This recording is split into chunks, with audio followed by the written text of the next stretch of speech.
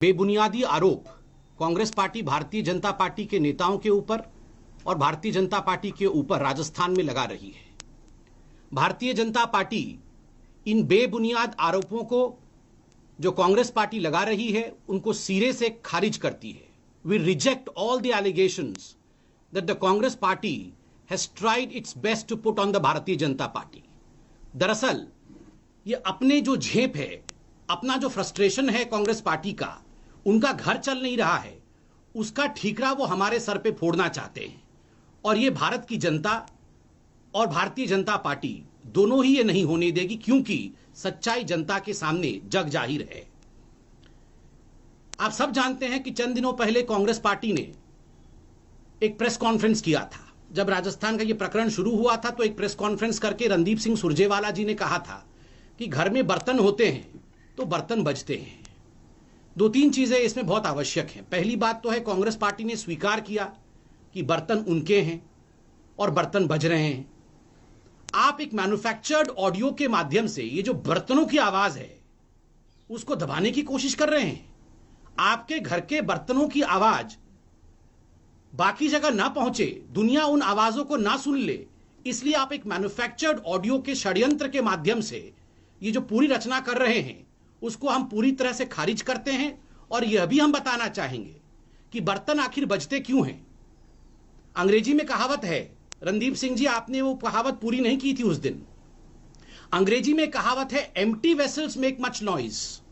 जो बर्तन खाली होते हैं उन बर्तनों में आवाज होती है। वैसे ये बिल्कुल अतिशयोक्ति नहीं होगा कि आज जो कांग्रेस के सबसे प्रमुख बर्तन है, मैं आप ही की भाषा में कह रहा हूं, वो पूरी तरह से खाली है। ना तो उसमें लीडरशिप है, ना तो उसमें दिशा है, ना तो उसमें नीति है, और ना ही कोई नियम या कोई डिसिप्लिन है आपकी पार्टी में। इसके लिए जिम्मेदार भारतीय जनता पार्टी नहीं है, उसके लिए जिम्मेदार आपका कोट अनकोट आला कमान, ये शब्द बहुत इस्तेमाल होता है कांग्रेस में, आला कमान है। बंधुगण, आपको याद होगा जब दिसंबर 2018 में यह सरकार बनी थी राजस्थान में, तब भी हमने लड़ाई सड़कों पर देखी थी। कौन मुख्यमंत्री बनेगा उसको लेकर कोई यहां सड़क जाम कर रहा था तो कोई वहां सड़क जाम कर रहा था। कहीं यहां सड़क सिर्फ टवल हो रहा था तो दूसरे गुट के बीच में वहां सिर्फ टवल हो रहा था। अंततोगत्वा कोई मुख्यमंत्री बना, कोई उप मुख्यमंत्री बना, यह विषय भारतीय जनता पार्टी का नहीं है, यह कांग्रेस का विषय है। लड़ाई घर से आरंभ होकर जो 2018 में चली थी, वो घर से लड़ाई आरंभ होकर सड़कों तक लड़ाई आई है, सड़कों से होते हुए आलाकमान तक गई है। जब आलाकमान भी इसे कंट्रोल नहीं कर पाई है तो आज हम देख रहे हैं हाईकोर्ट तक गया है। आला कमान से हाईकोर्ट तक, घर से सड़क, सड़क से हाईकमान, हाईकमान से हाईकोर्ट। दोनों पार्टियां जो आज हाईकोर्ट में लड़ रही हैं वो कांग्रेस की ही पार्टियां हैं।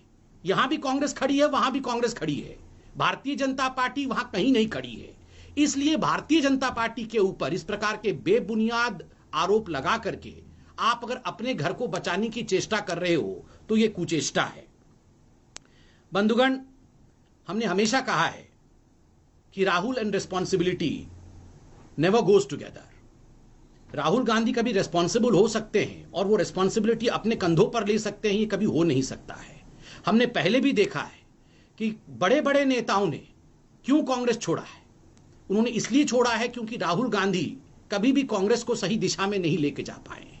आज राहुल गांधी कुछ वीडियो इत्यादि रिलीज कर रहे हैं, मगर राहुल जी षड्यंत्रकारी ऑडियो के माध्यम से अपनी रिस्पॉन्सिबिलिटी को छोड़ने का जो प्रयास आप कर रहे हैं, जो इरेस्पॉन्सिबिलिटी आपकी दिख रही है कि आप अपने घर को संभाल नहीं पा रहे हैं, इसका ठीकरा हमारे सर पे मत फोड़िए। आप बाहर निकलकर वीडियो के माध्यम से जवाब दीजिए कि आखिरकार आपके घर के अंदर क्या हो रहा है।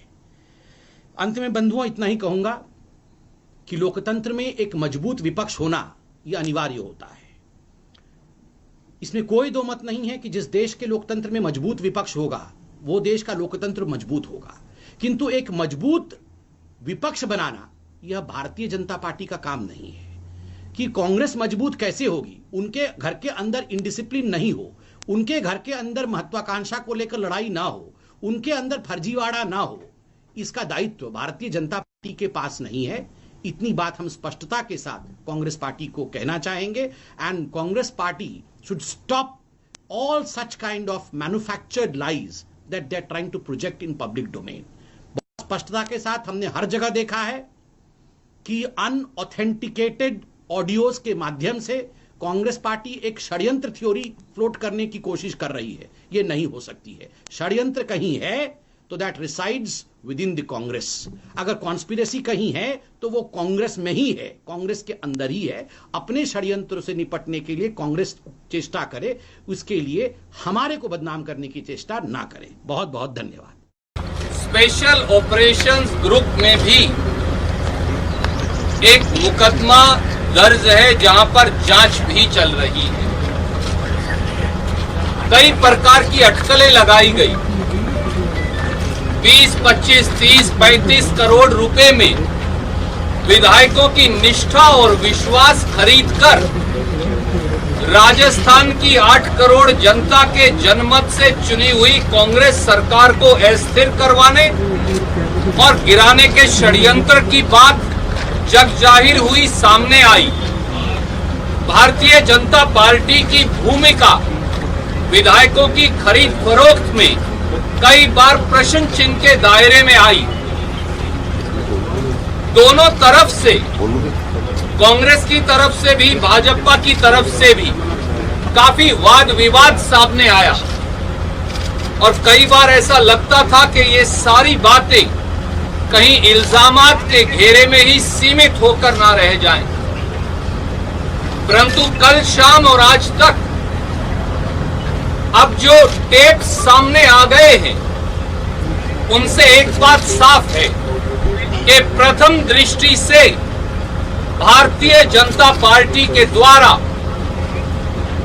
कांग्रेस की चुनी हुई सरकार को गिराने और विधायकों की निष्ठा को खरीदने का षड्यंत्र किया गया है। भारतीय जनता पार्टी द्वारा जनमत का अपहरण और प्रजातंत्र के चीरहरण की कोशिश की जा रही है। राजस्थान सरकार गिराने का घिनौना षड्यंत्र अब बेनकाब हो गया है, उसकी परतें खुलने लगी हैं।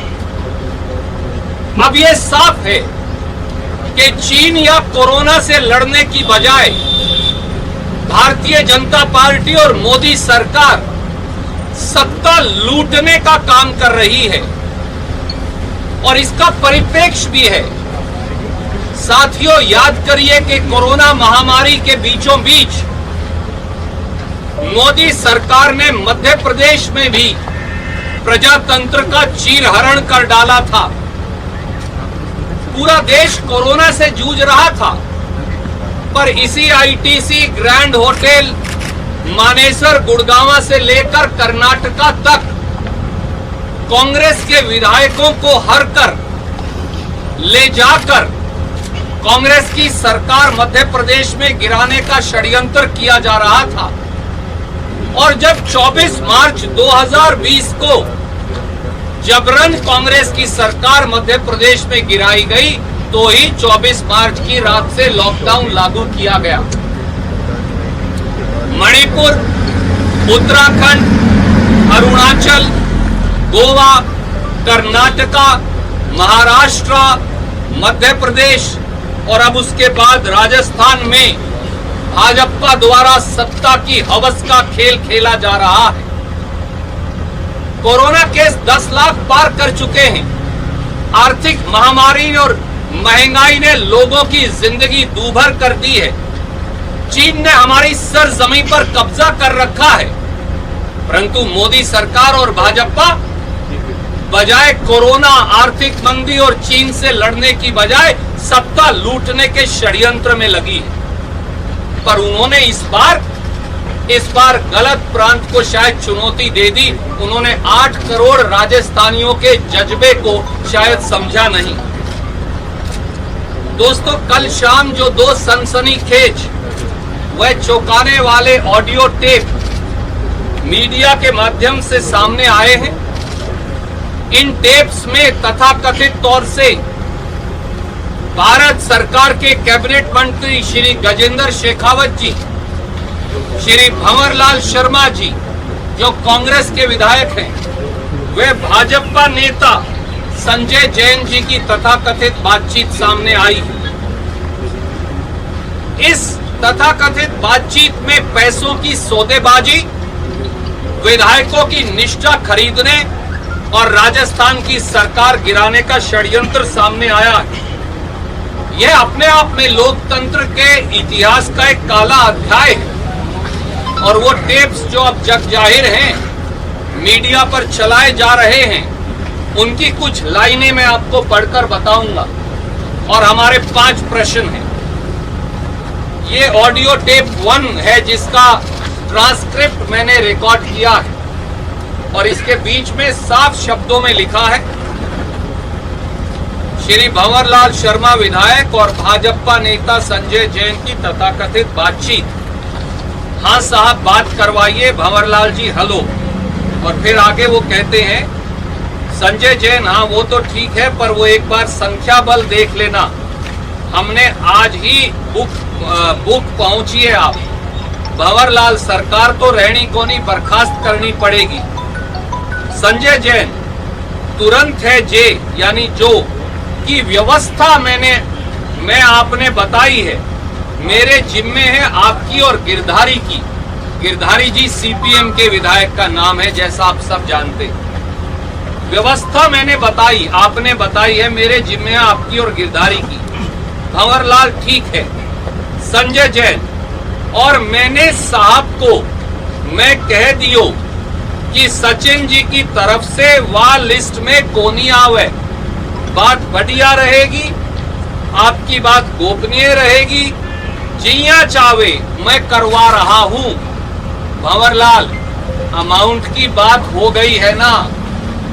संजय जैन, हाँ ताने कल कही थी वह बात एकदम खरी है।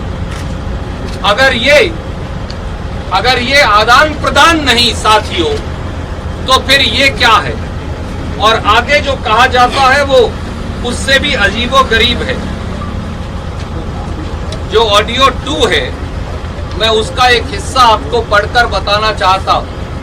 संजय जैन, हाँ तो उस परिस्थिति में तुम्हारा मैंने साहब को बता दिया है कि 2 जने हैं जो बहुत हेजिटेशन कर रहे हैं, उनकी डायरेक्ट आपसे बात है, वो जो डिटेल देंगे वहां वो काम है, वो तुरंत प्रभाव से होना चाहिए।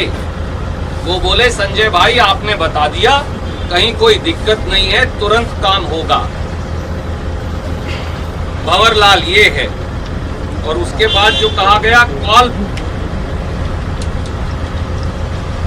भंवरलाल, अगर दिन में संभव हो तो गजेंद्र जी से बात और करवा देना। संजय जैन, बोलो तो अभी करवा दूं। भंवरलाल, हाँ करवा दूं। और उसके बाद फिर कॉल पैच की गई, ये महत्वपूर्ण है।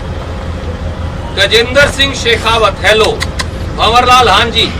गजेंद्र सिंह अर्ज कर रहा हूं महाराज। भंवरलाल, ओहो मैं उम्र में बड़ा हूं तो आशीर्वाद दे दूं, विजयी भव विजयी भव। गजेंद्र, बिल्कुल साहब, आपके आशीर्वाद से विजयी होते हैं। भंवरलाल, सारा मामला 1-2 दिन में संख्या पूरी हो जाएगी। गजेंद्र, बस एक बार संख्या पूरी हो जाए फिर हम यहाँ से भेज देंगे। अब तो क्या है, कल मैंने भी संजय जी से बात की, अपने को 8-10 दिन तो इधर ही रहना है, राज तो 15 दिन तक भाड़े में तो रह नहीं सकता। जैसे ही लोगों को छोड़ देंगे लोग इधर आ जाएंगे। भंवरलाल, ये बात मैं भी समझता हूँ कि होटल से राज चाले को नहीं।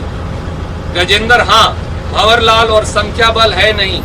गजेंद्र, हाँ संख्या बल है को नहीं।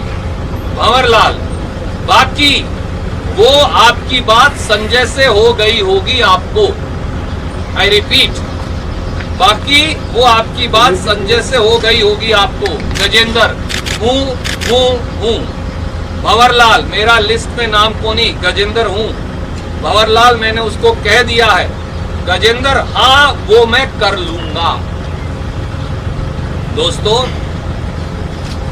ये तथाकथित बातचीत प्रथम दृष्टि से ये दर्शाती है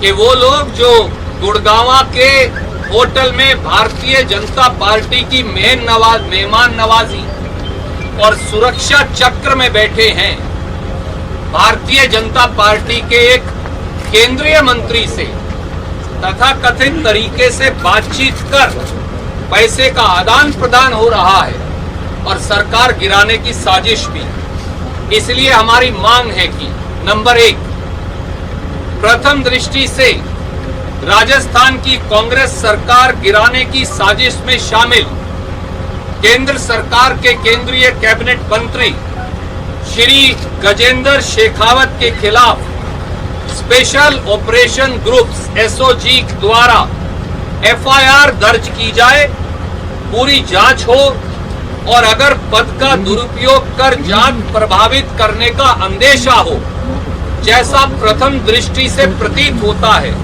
तो वारंट लेकर श्री गजेंद्र शेखावत की फौरन गिरफ्तारी की जाए।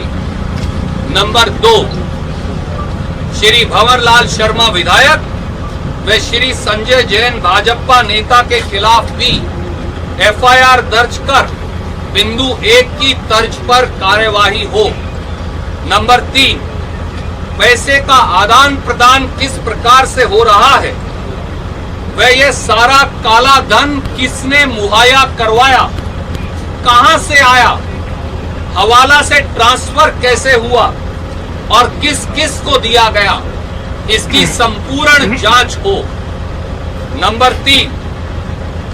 नंबर 4, जांच में यह भी खुलासा हो कि केंद्र सरकार के कौन से प्रभावशाली पदों पर बैठे व्यक्ति, अधिकारी या एजेंसियां राजस्थान की कांग्रेस सरकार को गिराने की साजिश कर रहे हैं। नंबर 5, यह भी जांच हो कि इस ऑडियो में नामित व्यक्तियों के अलावा क्या किसी और व्यक्ति या विधायक द्वारा सरकार गिराने या निष्ठा बदलने के एवज में पैसों का लेन देन हुआ है।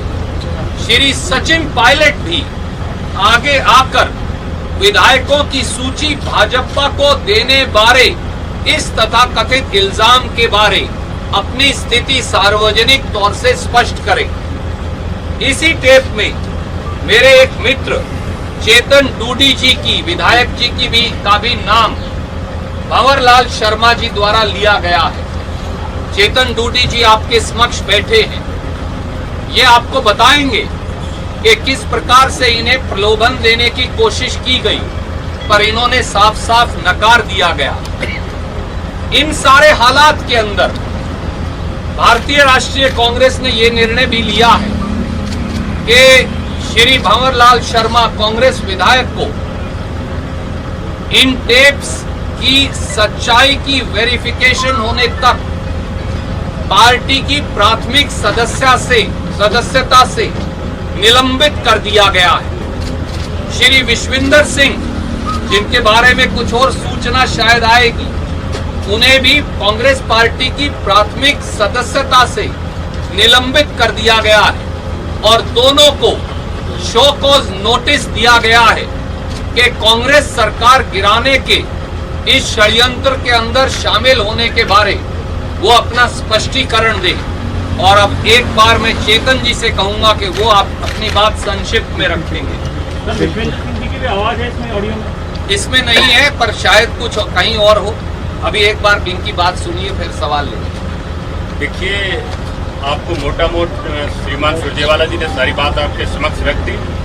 मेरा सिर्फ आप लोगों को ये जानकारी देना है कि तथाकथित जो ये ऑडियो आया भंवरलाल जी शर्मा का और इसमें मेरा नाम आया है, तो मैं आपके सामने सिर्फ ये बात रख रहा हूँ कि मुझे प्रलोभन देने की कोशिश की गई थी, जिसका जुड़ाव कहीं ना कहीं इस ऑडियो टेप से है, लेकिन मैंने वो प्रलोभन देने से इनकार कर दिया।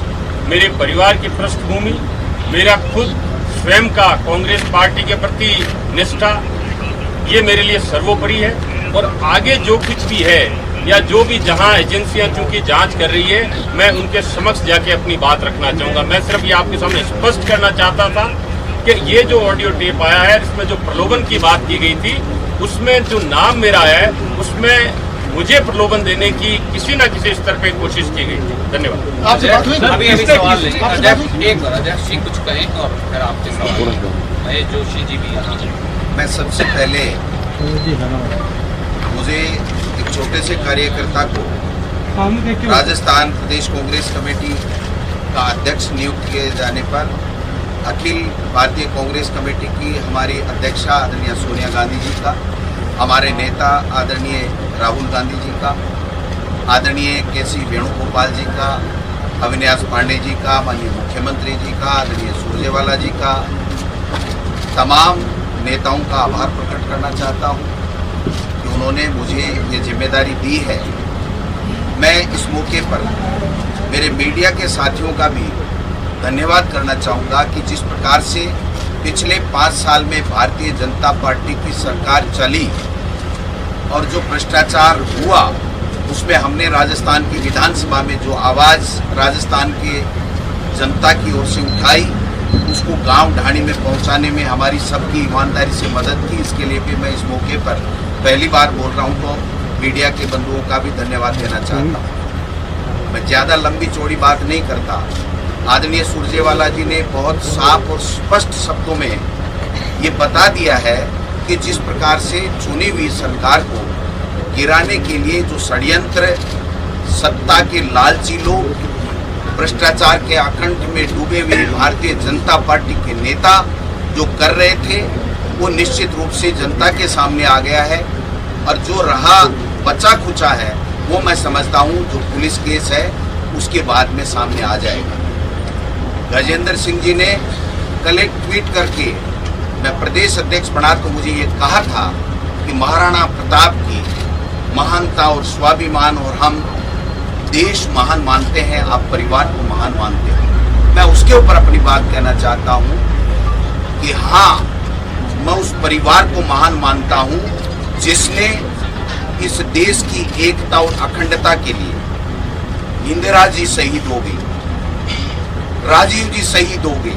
उस परिवार को महान मानता हूं, उस पार्टी को महान मानता हूं जिस कांग्रेस पार्टी ने इस देश को आजाद किया। लेकिन मैं गजेंद्र सिंह जी से पूछना चाहता हूं कि महाराणा प्रताप ने उनकी महानता, उनका शौर्य, उनकी वीरता, उनका स्वाभिमान के पाठ में कहीं ये बात तो नहीं थी कि वो भ्रष्टाचार के आकंठ में डूब करके इस प्रकार का घिनौना करके लोकतंत्र से चुनी हुई सरकार को उखाड़ने के लिए करेगा। गजेंद्र सिंह जी को और राजस्थान की जनता ने मोदी जी की सरकार को इसलिए भेजा था कि राजस्थान में जो पानी की कमी है वैसे लोगों की आप प्यास बुझाइए, पानी दीजिए, लेकिन वो पानी की गंगा नहीं ला करके भ्रष्टाचार की गंगा ला करके चुनी हुई सरकार को और लोकतंत्र को खत्म करना चाहते हैं। उनमें अगर थोड़ी बहुत भी नैतिकता बची है तो वो इस्तीफा दें और तुरंत प्रभाव से मोदी जी महाराष्ट्र में एक लोकतांत्रिक तरीके से भी चुनी सरकार, मनोनीत सरकार को 1 मिनट में ट्वीट करते हैं। आज इतने दिन बाद में भी प्रधानमंत्री जी किसी तरह का कोई बयान नहीं दे रहे हैं और कल के बाद में तुरंत प्रभाव से गजेंद्र जी के खिलाफ भारतीय जनता पार्टी अगर नैतिकता की बात करती है, वो स्वाभिमान की बात करती है, वो देश महान की बात करती है, तो उसको तुरंत प्रभाव से उनको बर्खास्त करना चाहिए और पुलिस को उनको कहना चाहिए वो पुलिस में जाकर के अपने बयान दें। तो मैं समझता हूँ सारी बातें स्पष्ट हो गई हैं। राजस्थान में कांग्रेस की सरकार अशोक गहलोत जी के नेतृत्व में है, अशोक गहलोत जी के नेतृत्व में रहेगी और मैं दावे के साथ कह सकता हूं कि राजस्थान की वो जनता है जो कभी भ्रष्टाचार को स्वीकार नहीं करती है। वो अशोक गहलोत जी और हमारी यूपीए सरकार में जिस प्रकार से लोक कल्याणकारी योजनाएं आई थी और जो काम हुए थे उसको पहचान चुकी है और पुनः 2023 में कांग्रेस की सरकार राजस्थान की जनता बनाएगी, ये मैं दावे के साथ कह सकता हूं। आप सबका धन्यवाद। कोई सवाल आपसे?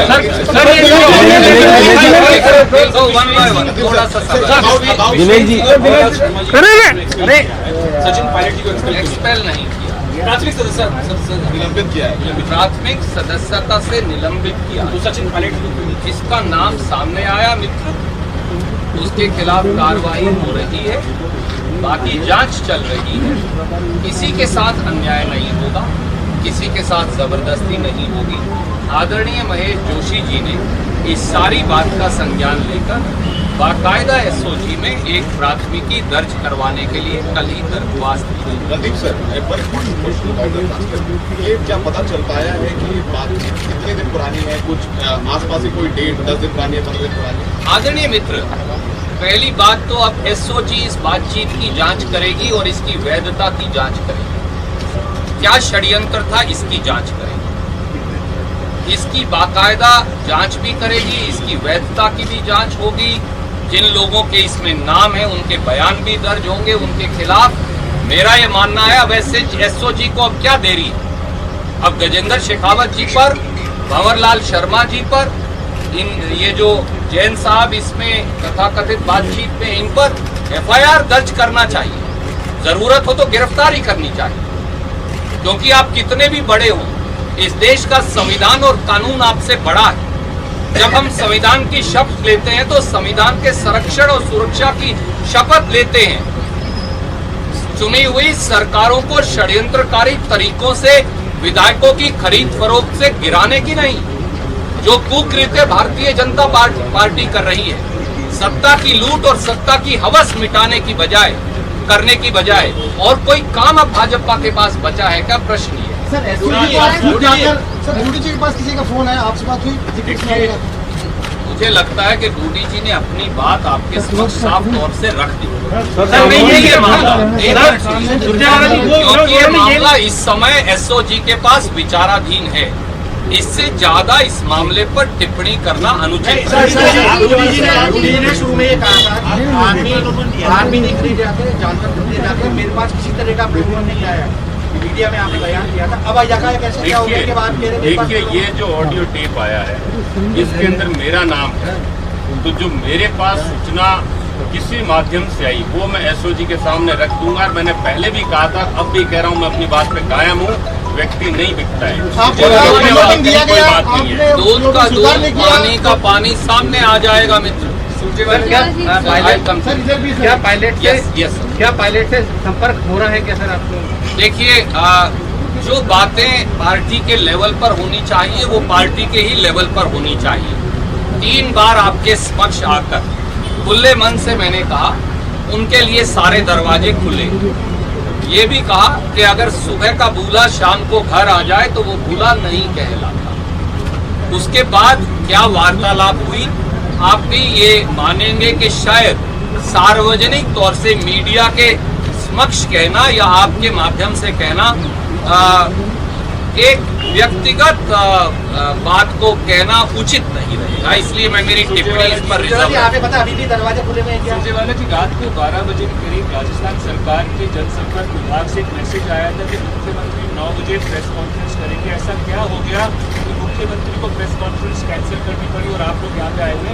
इससे जुड़ा हुआ सवाल और ये है सर कि जो सचिन पायलट और बाकी 18 विधायकों के खिलाफ आपके मुख्य सचेतक एक मामला परस्यू कर रहे हैं, क्या उसको पूरा कॉन्क्लूजन तक लेके जाया जाएगा? देखिए, पहली बात तो ये है कि जो मामला आप स्पीकर साहब के समक्ष विचाराधीन है और स्पीकर जो है वो ट्राइब्यूनल है संविधान के तहत, उसकी कार्यवाही के बारे में मैं टिप्पणी करना उचित नहीं समझता। स्वाभाविक है, अगर मुख्य सचेतक जी ने, महेश जोशी जी ने कोई पिटीशन दायर किया है तो कांग्रेस पार्टी और कांग्रेस विधायक दल उसमें एप्रोप्रिएट रिलीफ चाहता है, नहीं तो हम दायर ही क्यों करते हैं। तो पहला सवाल, पत्रकार गोष्ठी कब होगी कब नहीं होगी आपके समक्ष है। जो बातें थी वो मुख्यमंत्री जी रखे या प्रदेश कांग्रेस अध्यक्ष या मैं रखूं, बात बराबर है। सवाल ये है कि ये सारे तथ्य प्रथम दृष्टि से भारत सरकार की संलिप्तता को, राजस्थान की सरकार को गिराने में दिखाते हैं। क्या गजेंद्र शेखावत जी अकेले ये काम कर सकते हैं? अगर ये तथ्य सही है तो जवाब नहीं में है। इस बात की पहुंच गजेंद्र जी से बहुत ऊपर मिलेगी। वो ऊपर कहां तक है? कौन है दिल्ली में बैठकर जो राजस्थान के सरकार के विधायकों की, कांग्रेस के विधायकों की खरीद फरोख्त कर रहा है? ये सामने आना आवश्यक है ताकि वो लोग जो प्रजातंत्र का चीरहरण करते हैं और जनमत का अपहरण करते हैं, उनका चेहरा, उन भाजपाइयों का चेहरा बेनकाब हो। लाला जी, आपने भी कहा है कि एफआईआर रजिस्टर की जाएगी के खिलाफ, इसमें क्या ये आप कंप्लेंट भी प्रॉपर्ली जाके करेंगे? हमने पहले ही कल शाम ही शिकायत दर्ज करवा दी। हमारे आदरणीय साथी महेश जोशी जी ने जैसे ही मीडिया में टेप सामने आए, इन टेप्स के आधार पर जो तथ्य सामने आए, जिनकी चर्चा आपसे की, तो कल देर रात आप जाकर एक लिखित दरख्वास्त लेकर आए थे। ये इन सब मांगों के साथ जो हमने आपके समक्ष रखी है। हमारी ये मांग है राजस्थान की सरकार से भी और राजस्थान की एसओजी से भी कि अब तो काफी साक्ष्य सामने आए हैं, दोषियों की गिरफ्तारी, दोषियों पर एफआईआर और उनके खिलाफ कड़ी कार्रवाई हो। धन्यवाद।